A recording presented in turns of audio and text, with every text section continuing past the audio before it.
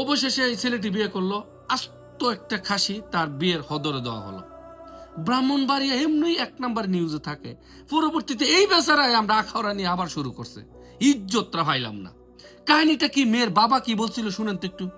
হদরটা লয়ে গেছে পরেটা দাঁড়া গেছে তো কইতেছে আমার চাচার কাছে আমি তো এই হদর খাবো না। বসে কইতেছে মেয়ের দাদা আমি এই হদরটা খাবো না। ও কেন? আমি হাসি ছাড়া কি হদর খাবো? তো আমার মেয়ের দাদা বলতেছে যে হাসি কত খাইবেন না, হাসি তো আমাদেরকে ইনফরমেশন করেন নাই যে মানে হাসিটা হদর দিতে ইনফরমেশন করার লাগবো কিরে, আপনারা হাসিটা হদর দিবেন না? আমি কি হাসি হদর পাওয়ার উপযুক্ত না?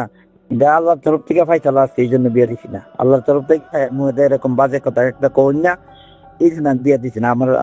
আমার আল্লাহ পাক।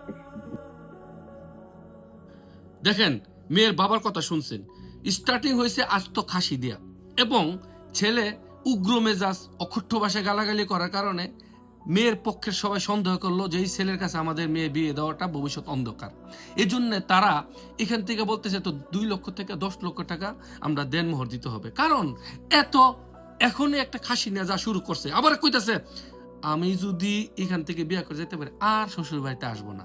তো জানি না কইনা কার মেয়ে এইখানে বিয়া দিব, কন্ত মিয়া। পরবর্তীতে ছেলেটা আরেকটা বিয়ে করছে, এই যে খাসি আস্ত একটা দেওয়া হয়েছে 15,000 টাকা দামের।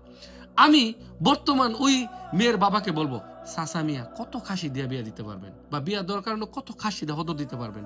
প্রত্যেকবার আইলে খাসি দেওয়া যাইব? অসম্ভব। তো আপনাকে আমি একটা অনুরোধ করবো, বাংলাদেশে মেয়েদের আন্ডাওয়ালা খাসি কম দামে পাওয়া যায়, তার জন্য প্রস্তুত করে রাখেন। যখন এবার জবাই করে আসসালামু আলাইকুম, খাও বাবা খাও, তুমি কি খাইতে পারো। এটাই সত্য কথা। খাসি কাণ্ডে বিয়াটা ভাঙছে, এটাই সত্য কথা। খাসি কাণ্ডের থেকে উগ্র মেজাজ অকথ্য ভাষায় গালাগালি করার কারণে মেয়ের পক্ষে কাবিন নামাতে একটু বাড়াই দিছে, কারণ ভবিষ্যৎ বলে কথা। যাই হোক, দুটি বালিশে বিয়া না হওয়ার কারণে আমি সবচেয়ে খুশি, কারণ হয়েছে এখানে বিয়া দেওয়াটা মানে সারা জীবনের জন্য একটা ঝামেলা ছিল। না বিয়া দেওয়ার কারণে মেয়ের বাড়ির পক্ষ সবাইকে ধন্যবাদ। আর এই ছেলেকে বলতেছি, যেহেতু আপনি বিয়ে করে ফেলছেন আর এরকম কোনোদিন করবেন না। বাইরে ভাই, একটা প্রবাসী, আপনি জাপান প্রবাসী, আমিও দুবাই প্রবাসী, একটা খাসির টাকা তো মোবাইলের ব্যালেন্সই থাকে রে ভাই। বিদেশ থেকে গেলে মোবাইলের মধ্যে 2-4 হাজার টাকা ব্যালেন্স থাকে। আপনি একটা খাসি নিয়ে এত বড় একটা কাণ্ড করলেন, এটা আমাদের প্রবাসীদের মান সম্মান ইজ্জত আপনি মেরে দিয়েছেন।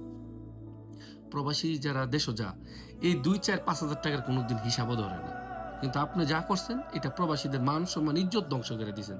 যাই হোক, পরবর্তীতে যেহেতু বিয়ে করছেন, আপনাকে এই নতুন বিয়ের জীবনে আপনাকে যাতে সুখী হন এটা দোয়া করি। তবে এই ক্ষেত্রে থেকে আমাদের অনেক কিছু শিক্ষার আছে ভাই। যারা যারা প্রবাস থেকে গিয়ে বিয়ে করবেন, এরকম তার মতন ভুল কখনই করবেন না। তো ভালো থাকবেন।